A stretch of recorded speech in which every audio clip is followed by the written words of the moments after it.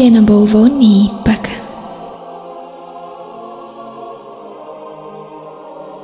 Indro aho anao zava-mahagaga vaovao ary anome rano sotroiny ny vahoakako.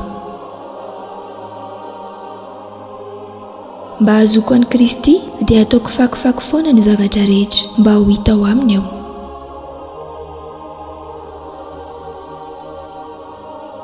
Izay tsy manam-pahotana aminareo no aoka hitoraka azy voalohany.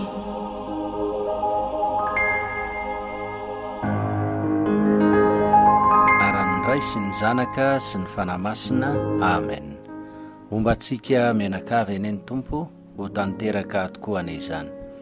Dia kafaliana mandrakariva ary no mangina ny tokantranontsika menakavy ary rariana fiadanana amin'ity alahady 3 aprily 2024 alahady fahadimy fiomanana sy fankalazana ny karemy. Ny lohahevitra aroson'ny fiangonana moa hoe fiainam-baovao no entin'ny paka.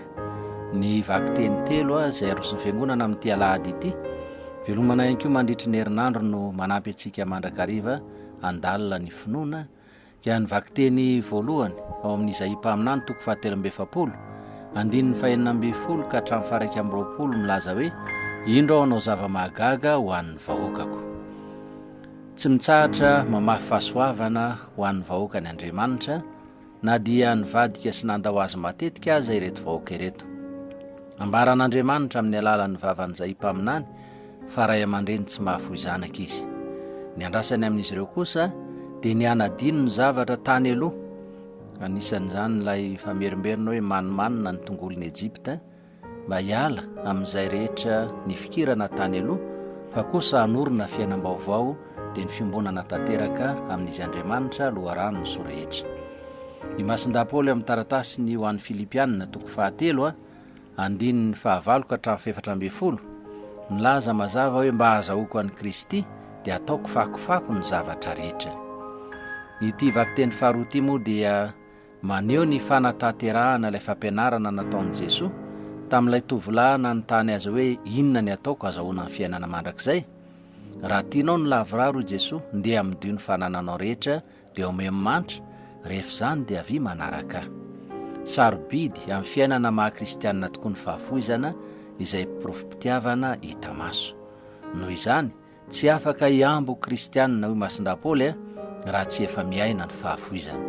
Io no ampitainy ho an'ireto kristianina tamin'ny Filipo, fa ho an'ny Paoly dia lazainy hoe mba azahoako an'i Kristy dia ataoko tsinotsinona ny zavatra rehetra ary ny fitiavako an'i Kristy nanaovako izany rehetra izany. Satria izay ty dia mahafoy, eny fanady eny aina aza ho an'izay tiana. Dia i Jesoa ao Masin-Dajoany 9 andininy 1 ka hatramin'ny 11 manambara hatrany io fitiavan'Andriamanitra antsika olombelona io ka nilazany hoe izay tsy nanota taminareo no aoka hitorabato azy voalohany. Ka ho indrindra ary Masin-Dajoany mitondra izany fampianarany Jesoa izany. Fiainam-baovao no entin'ny paka. Io no lohahevitra aroson'ny fiangonana araka ny nambara hatrany am-piandohana. Amin'ity herinandro fahadimy izay hidirantsika sahady ihany koa ho amin'ny herinandro masina, satria ity no famaraparanana ny vanim-potoana ny karemy. Ka anamafisany Jesoa ilay antso bibebahana izay mandalo amin'ny fandinihan-tena aloha, miaiky fa tsy misy ny lavorary ka tsy tokony hifampitsara na hifanameloka. Ambarany fa matoy ity vehivavy ity nanaiko hoentiny reto olony reto eo aminy dia niaiky tokoa fa nahavita heloka. Zava-dehibe io satria lalana azahoana famelana ny fanekena ny fahotana natao.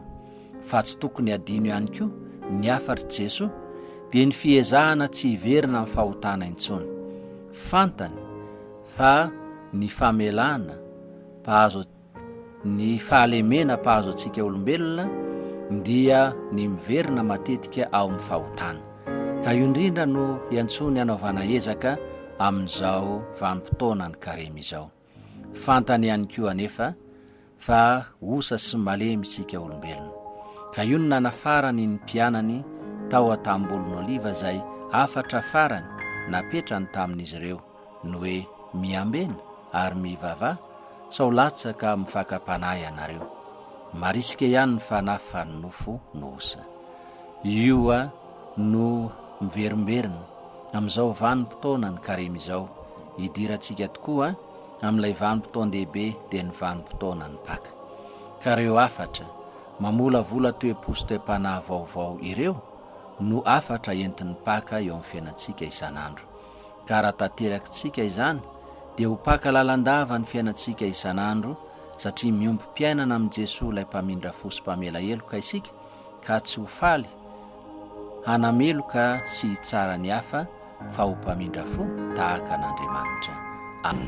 Momba antsika menakavy eny ny tompo ho tanteraka tokoa an'izany, dia tsodrano sy tsimbina antsika ilay Andriamanitra mahefa ny zavatra rehetra, ny ray, ny zanaka sy ny fanahy masina. Amen.